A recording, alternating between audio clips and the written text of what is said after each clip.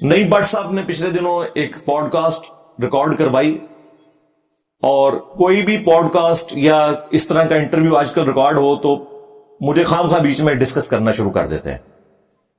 اچھی بات ہے، ظاہر ہے دین کے بارے میں جب بھی ڈسکشن ہوگی تو ہمارا پلیٹ فارم ڈسکس ہوگا، لیکن ان کی انٹینشن اچھی نہیں ہوتی. بیسیکلی اپنی بھولی بھالی بھیڑوں کو بچانا ہوتا ہے کہ کہیں انجینئر کے فتنے کا شکار نہ ہو جائے.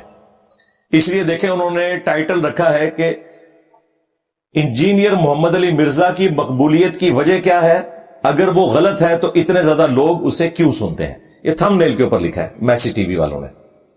شاید یہ بات تھوڑی کنٹروورشل بھی لگے بٹ کسی نیگیٹو، بٹ جب ہم ایک طرف اتنی ریجڈ باؤنڈریز کریٹ کرتے ہیں تو آج سوشل میڈیا کے دور میں پھر آپ کے پاس انجینئر جیسے لوگ پیدا ہوتے ہیں جو پھر سر عام آ کے جیسے کہتے ہیں نا کہ ٹریڈیشن کو لیفٹ رائٹ سینٹر فارورڈ بیش کر رہے ہیں. اینڈ جو ایک ریالٹی یہ ہے کہ اس وقت آپ کی میجورٹی یوتھ وہ سن رہی ہے اور وہ کہہ رہی ہے کہ ہاں یار یہ بات ٹھیک ہے، یہ دیکھو یہ ایسے یہ فلانا ہوا ہے. اور وہ جو اور اس ریالٹی کا جو میں تو آپ کو یونیورسٹی کا بتاؤں کہ اس بچے کو یہ ریئلائز نہیں ہو رہا کہ وہ اتنا سارا مسالہ سنتا جا رہا ہے، وہ نماز سے بھی چلا گیا ہے، وہ ٹریڈیشن سے بھی چلا گیا ہے، وہ سب کچھ ہو گیا، اور اس کا بالکل ہی جو ایک تھوڑا سا بھی تعلق تھا یا ایک جو ٹریڈیشن کے لیے رسپیکٹ تھی وہ ختم ہو گئی. آپ انجینئر کی بات کرو یا میں تو ایسے اب انجینئر کے بھی باپ آ گئے مارکیٹ میں. انجینئر تو پھر بیچ میں کوئی خیر کی بات بھی کر جاتا ہوئے گا، تو بالکل الٹا کے ہی رکھ دیا جنہوں نے.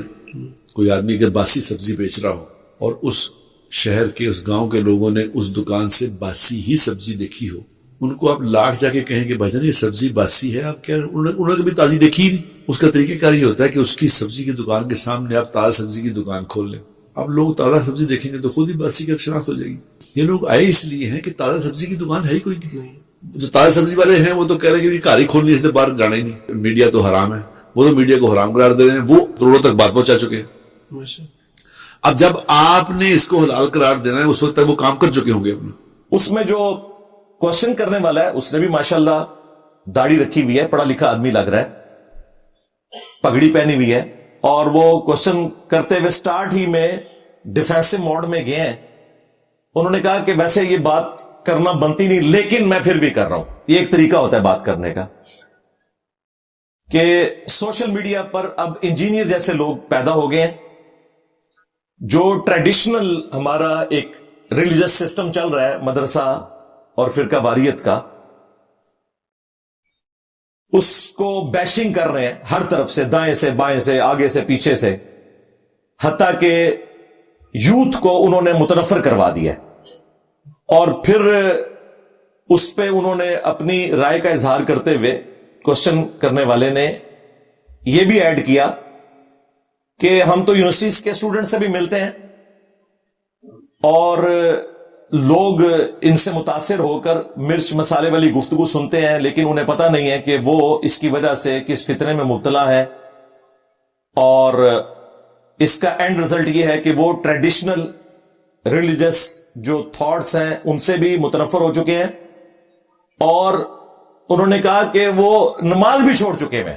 اندازہ کریں، یعنی وہ پہلے نماز پڑھ رہے تھے، ہماری ویڈیو سن کے انہوں نے نماز چھوڑ دی ہے. اب یہ صراحتاً ایک جھوٹا الزام، خام خواہ کسی کو ڈیفیم کرنے کے لیے. ہمیں تو فرق نہیں پڑتا، پرانے بزرگوں کو فرق پڑتا ہے کیونکہ وہ قبر سے نکل کر اپنا دفاع نہیں کر سکتے.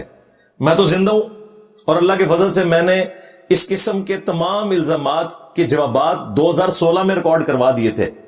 ان general interview of engineer Muhammad Ali Mirza, مجلس نمبر 50 کے نام سے. پھر بھی جب وقتاً فوقتاً چیز آتی ہے تو مجھے اور اس میں ویلیو ایڈیشن کرنے کا موقع مل جاتا ہے. تو میں اس سوال کرنے والے سے احترام کے ساتھ عرض کروں گا کہ یہ آپ کے کامنٹس ہماری اس دعوت حق سے متعلق جو ختم نبوت کی برکت سے رسول اللہ کی دعوت حق ہے صلی اللہ علیہ وآلہ وسلم، ہم تو ایک ادنا ڈاکیے ہیں.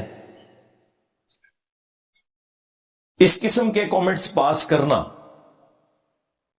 یہ ظلم کے اوپر مبنی ہے، جبکہ آپ یہ دیکھ رہے ہیں کہ اس پلیٹ فارم سے جو بندہ دعوت حق رکھ رہا ہے وہ آرتھوڈاکس سٹائل میں ہی آیا ہے، ٹریڈیشنل سٹائل ہی میں.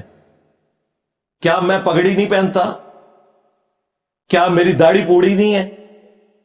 میں داڑھی کاٹتا بھی نہیں ہوں، اور یہ بال بھی میں نے رکھے ہوئے ہیں، یہی چیزیں آپ لوگ دیکھتے ہیں نا ٹریڈیشنل سٹائل, تو یہ تو موجود ہے. پھر جو کچھ ہم بیان کر رہے ہیں وہ پیورلی بکش سٹائل ہے. آپ لوگوں نے تو لوگوں کو کسے کہانیاں سنائی جو آپ کے بزرگ لکھ گئے فضائل اعمال کے اندر, فضائل صدقات میں. ہم لوگوں کو صحیح دین بتا رہے ہیں جو قرآن و سنت میں لکھا ہوا ہے. تو یہ کتنا ظلم ہے اس قسم کا الزام لگانا. پھر ہماری وجہ سے الحمدللہ ہزاروں نہیں لاکھوں لوگوں نے نماز شروع کی ہے. تم لوگوں نے عوام الناس کو یہ دین سکھایا تھا کہ عشاء کی 17 رکھتے ہیں. ہم نے بتایا کہ ٹوٹل 24 گھنٹے میں 17 رکھتے ہیں جن کی پوچھ ہونی ہے اوبلیگیٹری. 2 فجر کی, 4 ظہر, 4 عصر, 3 مغرب اور 4 عشاء. باقی سب نفلی عبادات ہیں, کر لیں تو ثواب, نہ کریں تو کوئی گناہ نہیں. تم نے عشاء کی 17 رکھتے بتائیں, لوگوں نے نماز پڑھنا چھوڑ دی یا سٹارٹ ہی نہیں کی. ہم نے بتایا کہ دن رات میں ٹوٹل 17 رکھتے ہیں, جو آپ سے پوچھی جائیں گی وہ آپ پڑھ لیں. اس کی وجہ سے لوگوں نے پڑھنا شروع کر دی, اور اپنی طرف سے نہیں بتایا. ہم نے وہی کتابیں جو آپ کے مدارس میں, جس کو آپ ٹریڈیشنل سیٹ اپ کہتے ہیں, صرف پڑھائی جاتی تھی, ان پر عمل نہیں ہوتا تھا. پڑھی ہوتی تھی, پڑھی نہیں ہوتی تھی. جو پڑھنے کا حق ہے ہم نے کہا جی کھول کے پڑھیں, بخاری اور مسلم میں حدیث موجود ہے. ایک صحابی حاضر ہوئے, انہوں نے عرض کی کہ اللہ کے محبوب صلی اللہ علیہ وآلہ وسلم, میں جنت میں جانا چاہتا ہوں, مجھے کوئی عمل بتا دیں. آپ نے فرمایا کہ اللہ کی عبادت کرو, اس کے ساتھ کسی کو شریک نہ ٹھہراؤ. نمبر 1 یہ بات کی. نمبر 2 فرض نماز قائم رکھو. کون سی نماز؟ فرض. نمبر 3 فرض زکات دو. نمبر 4 رمضان کے فرض روزے رکھ لو. اس وقت تک حج فرض نہیں ہوا تھا, اس لیے اس کا ذکر نہیں ہے. اس شخص نے عرض کی کہ اے اللہ کے محبوب صلی اللہ علیہ وآلہ وسلم, نہ میں اس میں کوئی کمی کروں گا اور نہ زیادتی کروں گا. یہ بات کہہ کے وہ وہاں سے چلا گیا. نبی علیہ السلام نے فرمایا کہ اگر اس پلانٹ ارتھ پہ کسی نے چلتا پھرتا جنتی دیکھنا ہے تو اس شخص کو دیکھ لو, جس نے یہ نہیں کہا کہ میں تہجد پڑھوں گا, میں اشراق پڑھوں گا, میں روزانہ اتنے نوافل پڑھوں گا, صرف فرض. اسی کو سپورٹیو ایک اور حدیث ہے بخاری اور مسلم میں. ایک عربی پینڈو شخص حاضر ہوا, اس نے عرض کیا اللہ کے محبوب صلی اللہ علیہ وآلہ وسلم مجھے اسلام کے بارے میں بتائیں. تو آپ نے فرمایا اسلام یہ ہے کہ اللہ کے سوا کوئی معبود نہیں اور محمد صلی اللہ علیہ وآلہ وسلم اس کے رسول ہیں, جو بنیادی چیز ہے. اس کے بعد آپ نے فرمایا کہ 5 وقت کی فرض نماز پڑھو, ہاں تمہاری مرضی اگر نفلی پڑھنا چاہو تو. اس نے پوچھا اس کے علاوہ؟ فرمایا کہ رمضان کے فرض روزے رکھ لو, ہاں تمہاری مرضی اگر کوئی نفلی روزے رکھنا چاہو تو. پوچھا اس کے علاوہ؟ کہا فرض زکات دو, ہاں تمہاری مرضی اگر کوئی نفلی صدقہ بھی کرنا چاہو. اس نے کہا یا رسول اللہ صلی اللہ علیہ وآلہ وسلم, آپ نے جتنا بتایا بس میں اتنا ہی کروں گا, نہ اس میں کمی کروں گا نہ زیادتی کروں گا, یعنی میں فرض ہی پورے کروں گا. یہ بات کہہ کے وہ وہاں سے چلا گیا. نبی علیہ السلام نے کہا اگر یہ اپنی بات پر قائم رہا تو یہ کامیاب ہو گیا. یہ دونوں احادیث بخاری مسلم میں موجود ہیں جو واضح بتا رہی ہیں کہ فرض پڑھ لینا کافی ہے.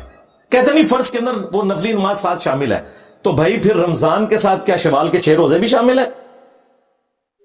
پیر اور جمعرات کا روزہ جو نفلی تھا کیا یہ بھی شامل ہے؟ نہیں, وہ نہیں شامل. تو فرض کے ساتھ کیسے شامل ہو گئے؟ کیا زکات کے ساتھ عام نفلی صدقات بھی شامل ہے؟ کہتے نہیں بس وہ 2.5%. یہ ترغیب دلا رہے ہوتے ہیں کہ بس 2.5% دے لیں, اس کے بعد نہ بھی دیں کوئی گناہ گار نہیں, جتنا مرضی مال جوڑیں, ہمیں چندے آپ دیتے رہیں. وہاں بھی بتایا کرو نا کہ جب تک نفلی صدقات نہیں کرو گے تمہارا فرض صدقہ یعنی زکات بھی قبول نہیں ہوگی. جب تک تم نفلی روزے جمعرات اور پیر کا نہیں رکھو گے تمہارے رمضان کے روزے بھی قبول نہیں ہوں گے. پھر ایک اصول رکھو نا. وہاں ان کو بات سمجھ آئی ہوئی ہے, یہاں بھی سمجھ آئی ہوئی ہے, صرف مکاری کر رہے ہیں. ہم سنت موقدہ جو اصل میں نفلی عبادت ہے اس کے منکر نہیں, نعوذ باللہ. بخاری مسلم میں حدیث ہے, مسلم شریف میں تو تفصیل کے ساتھ ہے کہ جو فرض کے علاوہ 12 رکعتیں پڑھے گا اللہ تعالیٰ اسے جنت میں محل عطا کرے گا الحمدللہ. 4 زور سے پہلے، 2 زور کے بعد، 2 مغرب کے بعد، 2 عشاء کے بعد اور 2 فجر سے پہلے، جنہیں ہم سنت موقدہ کہتے ہیں. یہ سنت موقدہ غیر موقدہ یہ تفریق فقہا نے سمجھانے کے لیے کی ہے. بیسیکلی یہ نفلی عبادات ہیں. اسی لیے آپ دیکھ لیں بخاری مسلم میں حدیث ہے، اما عائشہ کہتی ہیں سلام اللہ علیہا، نبی صلی اللہ علیہ وآلہ وسلم اپنی نفلی نمازوں میں سب سے زیادہ اہتمام فجر کی 2 رکعتوں کا کرتے تھے. اور آپ کو بھی پتا ہے کہ سنت موقدہ میں سب سے تاکیدی سنتیں کس کی ہیں؟ فجر کی. ہاں صحیح مسلم میں حدیث ہے، فجر کی 2 رکعتیں پڑھنا مجھے دنیا اور جو کچھ دنیا کے اندر ہے اس سب سے بڑھ کر محبوب ہے. اس کو ہماری ماں کیا کہہ رہی ہے؟ نفلی رکھتے. تو باقی سنتیں تو شاہی کوئی نہیں اس کے مقابلے پر. فجر کی 2 رکعتیں ہیں نفلی، اور نفل عربی زبان میں کہتے ہیں اضافی کو.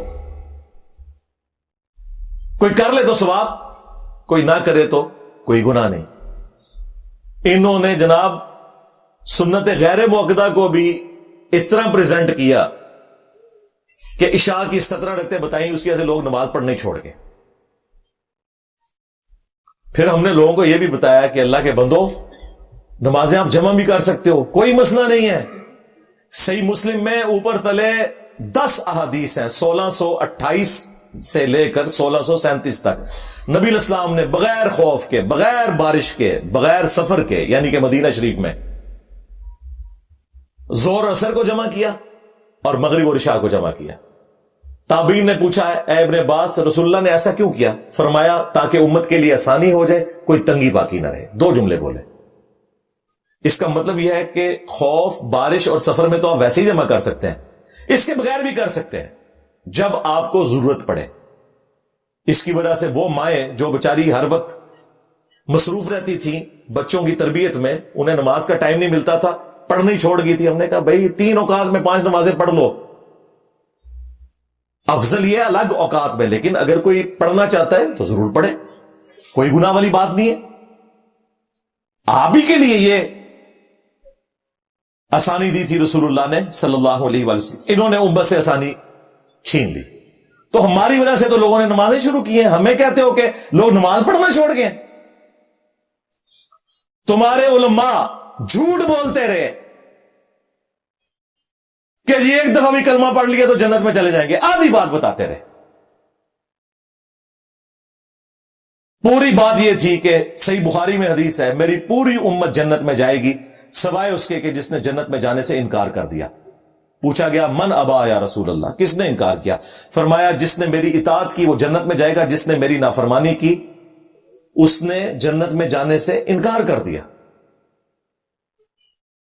تم یہی بتاتے رہے بس کلمہ پڑھ لو خیر ہے. ہم نے بتایا آگے لوگوں کو کہ جو نماز نہیں پڑھتا وہ پاکستان کے شناختی کارڈ میں مسلمان ہے، اللہ کے ہاں مسلمان نہیں ہے. آیت تو قرآن میں لکھی ہوئی تھی، تم لوگ یہ آیت نہیں لوگوں کو بتا سکے. وَأَقِيمُوا الصَّلَاةَ وَلَا تَكُونُوا مِنَ الْمُشْرِكِينَ. نماز قائم رکھنا، دیکھنا مشرک نہ ہو جانا. یہ حدیث صحیح مسلم میں لکھی رہ گئی، تمہارے علماء پبلک کو نہیں بتا سکے کہ بندے کے کفر اور ایمان، شرک اور اسلام کے درمیان فرق ہی نماز ہے. اسی طریقے سے صحیح مسلم میں ایک اور حدیث ہے، ابن مسعود کہتے ہیں نبی صلی اللہ علیہ وآلہ وسلم کے مبارک زمانے میں اگر کوئی بیمار بھی ہوتا اور 2 بندوں کے سہارے مسجد میں آ سکتا تو مسجد میں نماز پڑھتا تھا، کہیں اسے منافق شمار نہ کر لیا جائے. اس زمانے میں یہ تصور ہی نہیں تھا کہ آپ گھر میں بھی نماز پڑھ سکتے ہیں، نماز چھوڑنے کو تو چھوڑ دیں. منافقین بھی مسجد میں آگے نماز پڑھتے تھے. جامعہ ترمذی میں حدیث ہے جس نے جان بوجھ کر نماز چھوڑی اس نے کفر کیا. جامعہ ترمذی میں عبداللہ بن شقیق تابعی کا قول ہے کہ صحابہ اکرام صرف تارک الصلاۃ کو کافر سمجھتے تھے، اس کی تکفیر کرتے تھے جو نماز نہیں پڑھتا تھا، اس کے علاوہ کسی اور کام پہ تکفیر نہیں کرتے تھے.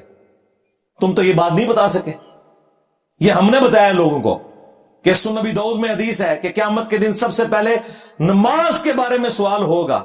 اگر کسی کی نماز درست نکل آئی تو وہ فلاح پا جائے گا, نجات پا جائے گا, اور اگر کسی کی نماز درست نہ نکلی تو وہ ناکام ہو جائے گا. اور اگر کسی کے فرائض میں کوئی کوتاہی ہوئی تو اللہ تعالیٰ کہے گا چلو نفلی نمازیں تول لو میرے بندے کی, فرض کے برابر قبول کر لو. اس لیے ہم کہتے ہیں کہ آپ سنت موقدہ کا اہتمام کریں, اچھی بات ہے, لیکن اوبلیگیٹری صرف فرض نماز ہے. یہ ہم نے لوگوں کو بتایا کہ سنن ابن ماجہ میں حدیث ہے کہ جس نے نماز چھوڑ دی اللہ تعالیٰ کا ذمہ کرم اس سے اٹھ گیا. تمہارے علماء نے کیا بتانا تھا؟ یہ ہم نے بتایا ہے کہ مسند احمد میں حدیث ہے کہ جو نماز پڑھتا ہے اس کے لیے قیامت کے دن اس کی نماز نور ہوگی, دلیل ہوگی اللہ کے حضور بخشش کی, اور نجات کا سبب ہوگی. اور جو نماز نہیں پڑھتا نہ قیامت کے دن اس کے لیے نور ہوگا, نہ نجات ہوگی, نہ کوئی دلیل ہوگی, حتیٰ کہ اس کا حشر فرعون, حامان اور امیہ ابن خلف کے ساتھ ہوگا, وَلِعَوْذُ بِاللَّهِ تعالی. اور یہ کہتے ہیں جی انجینئر کو سننے والے نماز چھوڑ گئے. انجینئر کو سننے والے وہ لوگ ہیں جو تم لوگوں کی جھوٹی کہانیوں, قصوں اور لطیفوں کی وجہ سے دین چھوڑ چکے تھے. ایتھیزم کے خلاف اگر بند ہے نا تو اس پلیٹ فارم نے بند ہے. تم لوگوں نے تو کہانیاں سنا کے لوگوں کو دین سے متنفر کر دیا تھا.